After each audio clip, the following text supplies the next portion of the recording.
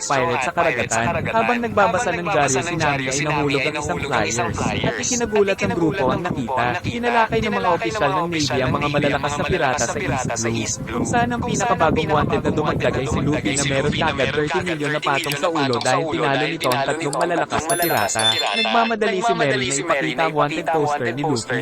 Ngunit ang napansin pa ni Lady Kaya ay ang nakatalikod na kuha ni Usopp. Dahil ani ay natutupad na daw ang mga pangarap ni Usopp. Natuwa si Kobe nang makita na sumisikat na si Luffy. Nabalitaan din ito ng mga nakalaban niyang sina Captain Morgan at Captain Kuro. At maging sa Barati ay nakarating din ang balita. Natuwa si Luffy nang malaman na napakalaki ng kanyang bounty. At naisip naman ni Usopp na magiging sikat na siya sa kababaihan dahil nakuhanan din siya ng litrato. Nagsaya ang tatlo dahil sa nalaman. Pero nainis si Nami dahil hindi nila alintana ang panganib na dulot nito. Naisip din ni Zoro na mas malalakas na ang hahabol sa kanila ngayon.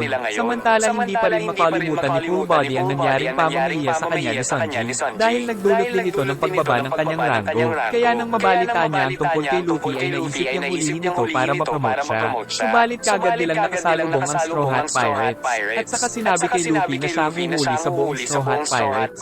Pero natuwa pa si Luffy nang makita ang picture niya. Ipinutok ang cannon sa barko ng mga bida. Subalit pagtira nila ay hinati lang ni Zoro sa gitna ang bala nito. Kaya magpapaputok sana sila ulit pero sumabog ang cannon sa mukha ni Full Body dahil sa kalumaan nito. Hindi pa nadala si Full Body kaya nagpunta siya sa Going Merry at sinubukan suntukin ng bida. Pero bamanda lang ang ulo nito na tumama sa kanya kaya tansik. At ang mga crew niya ay pinatansik ni Sanji pabalik sa barko nila. Labis ang takot si Full Body nang muling makita si Sanji kaya nabahag ang buntot nito at nag-dive sa dagat. Nagpunta si Mihawk sa isang isla kung saan may mga pirata. Pero hindi sila nito inatake dahil hindi sila ang pakay nito. Nagkandara pa ang pirata na sabihin nito sa captain nila na walang iba pala kundi si Shanks. Dumating si Mihawk ngunit wala na daw siyang balak kalabanin si Shanks dahil putol na ang isang kamay nito. Saka pinakita ang wanted poster ni Luffy. Kaya natuwa si Shanks at niyaya niyang mag-inom si Mihawk. Sa baryo naman na pinagmulan ni Luffy ay natutuwa ang mga tao na makita siyang malakas. At kahit na naiinis ang mayor ay nagkaroon pa rin sila ng kasiyahan. Malapit na ang Straw Hat Pirates sa Grand Line pero kailangan nilang umikot dahil delikado ang dadaanan. Subalit hindi ito alintana ni Luffy dahil mukha daw masaya kaya sumakit ang ulo ni Nami. Kaya naisip ni Nami na mag-resupply muna sa Logtown. Kung saan ipinanganak at namatay ang tinaguriang hari ng mga pirata. Nakagawa na sa wakas ng balsa si Buggy kaya makakaalis na siya sa isla kung saan siya tumalsik dahil sa kagagawa ni Luffy. Nangako siyang babawian daw si Luffy, subalit hindi pa nakakalayo ay inatake na siya ng mga prana pero hindi pa rin siya sumuko. Tagumpay naman siyang nakarating sa susunod na isla nang makita ang isang sisiw. At dahil akala niya ay minamaliit siya nito ay binalak niya itong kainin. At gamit ang kakayahan ay nahuli niya ang sisiw. Pero dumating ang nanay nito kaya takbo si Buggy tapos gumawa siya ng isang patibong. Pero dahil matalino ang ibon ay siya ang merienda ng mga ito.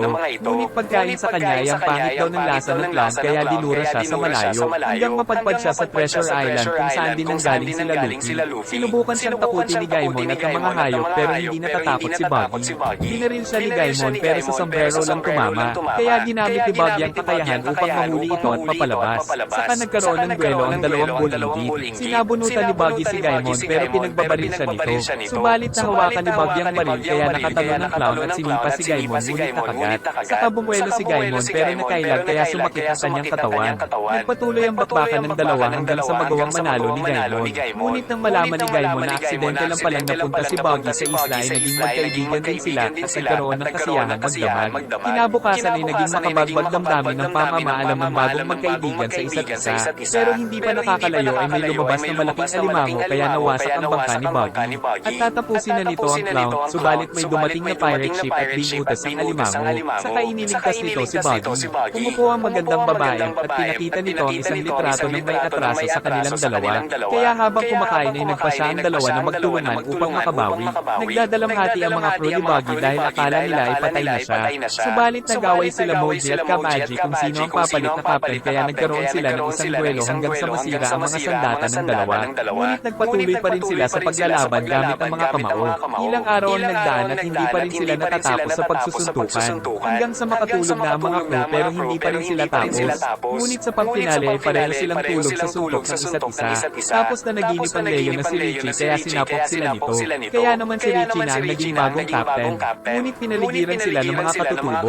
Kaya sinubukan ni Captain Richie na ipagtanggol ang mga crew pero nagawa ng mga katutubo na matalo silang lahat. Samantala nakita ni Buggy ang kanyang pirate ship. Pero nakita nakita niyang inakala pala ng mga ito na patay na siya.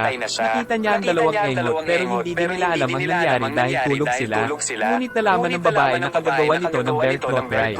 Niluluto na ng mga ito ang crew ni Buggy. At balak na rin nilang iluto ang katawan ng clown, subalit pinalipad dito at saka nabuo. Tapos binugbog nito ang lahat ng mga kalaban hanggang sa mailigtas ang mga crew. Saka muling binuo ni Buggy ang kanyang katawan na labis na ikinatuwa ng kanyang crew. Saka gumamit ng Buggy Ball para tapusin ang mga kalaban.